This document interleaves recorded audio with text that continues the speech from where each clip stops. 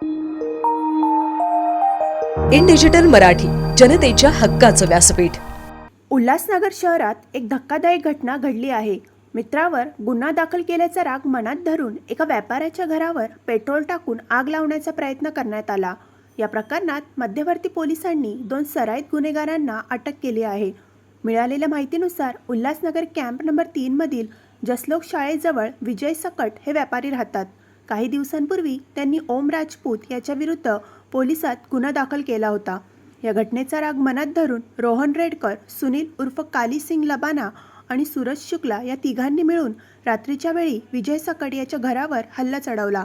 या तिघांनी बिअरच्या बाटल्यांमध्ये पेट्रोल भरून घरावर फेकून आग लावण्याचा प्रयत्न केला। त्यांच्या या कृत्यामुळे सकट कुटुंबासह शेजारी राहणाऱ्या नागरिकांच्या जीवाला गंभीर धोका निर्माण झाला होता।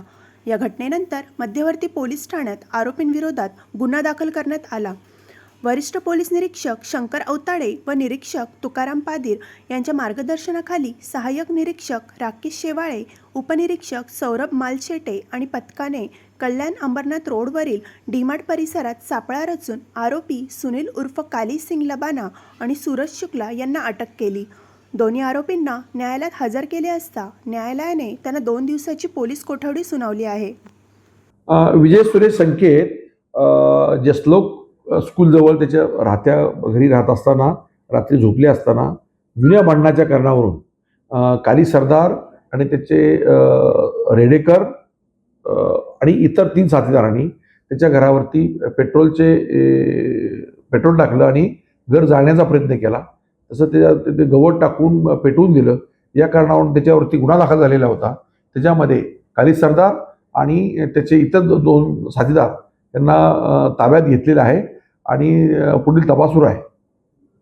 सरदारवर काही गुन्हे दाखल आहेत का? तो काली सरदार जो आहे त्याच्यावरती या अगोदर hill line police station, Vitthalwadi police station, मध्यवर्ती पोलीस स्टेशन या ठिकाणी गुन्हे दाखल आहेत। त्याच्यावरती माननीय न्यायालयात दुसरा पत्र दाखल केलेले यापूर्वीच आणि त्याचा ट्रायल सुरू आहे।